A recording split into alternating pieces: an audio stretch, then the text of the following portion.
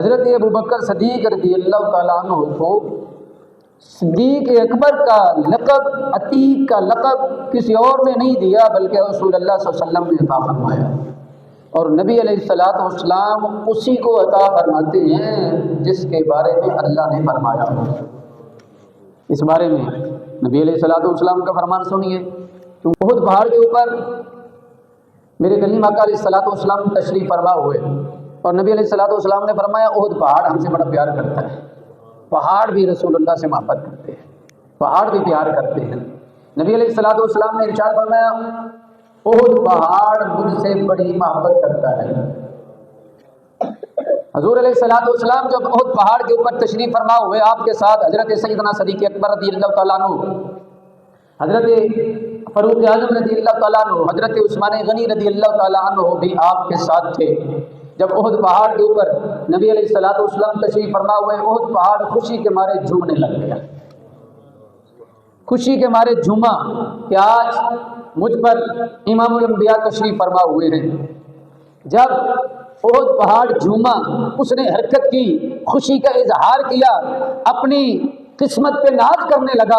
تو نبی علیہ الصلوۃ والسلام نے احد پہاڑ کے اوپر اپنی ایڑی مبارک ماری، ضرب لگائی اور ارشاد فرمایا اے احد ساکن ہو جا، اے احد رک جا، تجھے علم نہیں تجھ پر ایک نبی، ایک صدیق اور دو شہید موجود ہیں۔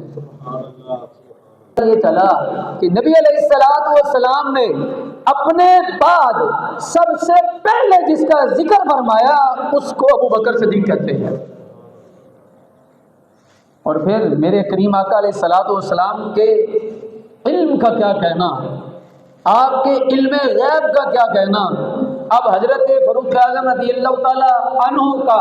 یوم شہادت، یعنی آپ کی شہادت نبی علیہ الصلوۃ والسلام کے وصال کے تقریباً 13-14 سال بعد ہو رہی ہے، اور حضرت عثمان غنی رضی اللہ تعالیٰ عنہ کی شہادت رسول اللہ صلی اللہ علیہ وسلم کے وصال کے تقریباً 25 سال بعد ہو رہی ہے، اور کریم آقا علیہ الصلوۃ والسلام نے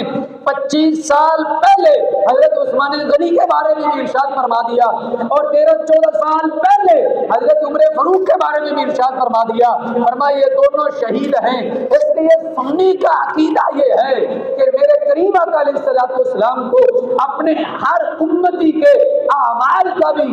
اعمال سے بھی باخبر ہے، اور نبی علیہ الصلوۃ والسلام اپنے امتی کے خاتمے سے بھی باخبر ہیں کہ میرے کس امتی کا خاتمہ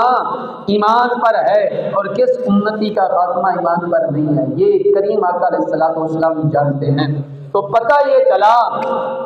کہ رسول اللہ صلی اللہ علیہ وسلم کے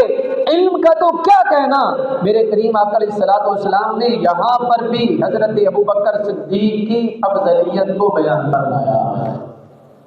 اپنے بعد سب سے پہلے نبی علیہ الصلوۃ والسلام نے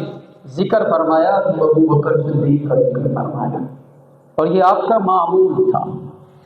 میرے نبی علیہ الصلوۃ والسلام کا معمول تھا، آپ کی عادت مبارکہ تھی کہ جب بھی اپنا ذکر اور اپنے ذکر کے ساتھ اگر صحابہ کا ذکر کرنا مقصود ہوتا، اگر صحابہ کا ذکر کرتے تو اپنے فوراً بعد جس ہستی کا نام رسول اللہ کی زبان پر ہوتا اس کو ابوبکر کہتے ہیں۔ بن عوف رضی اللہ تعالیٰ عنہ فرماتے ہیں نبی علیہ الصلوۃ والسلام نے جب عشرہ مبشرہ صحابہ کا تذکرہ فرمایا، جب آپ نے صحابہ کو جنت کی بشارت دی اور دنیا میں رہتے ہوئے جنت کی بشارت عطا فرمائی، اس میں میرے کریم آقا علیہ الصلوۃ والسلام کے اختیار کا بھی پتہ چلتا ہے کہ جنت کے مالک ہیں تو ہی جنت کو تقسیم فرما رہے ہیں۔ اس لیے حضرت عبد الرحمن بن عوف رضی اللہ تعالیٰ عنہ فرماتے ہیں جب سرکار دو عالم صلی اللہ علیہ وسلم نے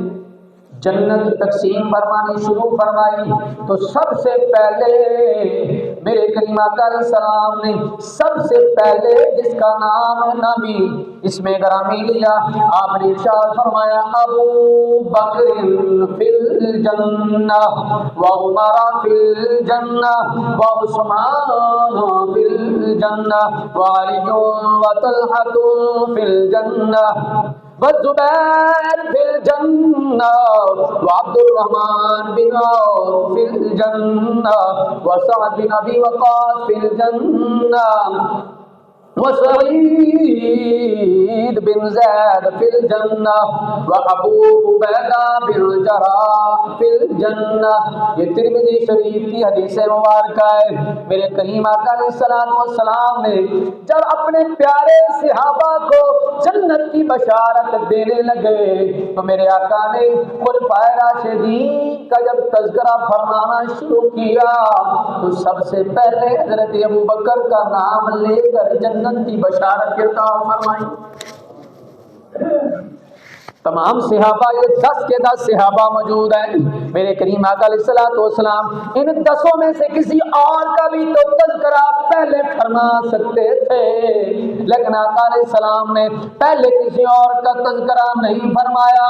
سب سے پہلے آپ کی زبان پر اگر نام آیا ہے تو ابو بکر کا نام آیا ہے۔ اس لیے ہمارا تو عقیدہ یہ ہے کہ بعد نبیان ہے شان صدیق دا،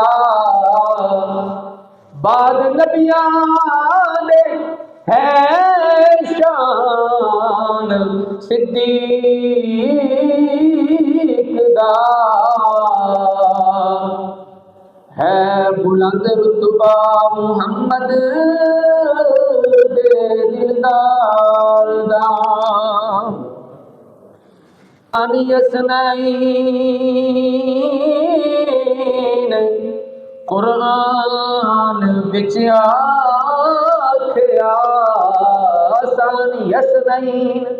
اذ ہما فی الغار اذ یقول لصاحبہ۔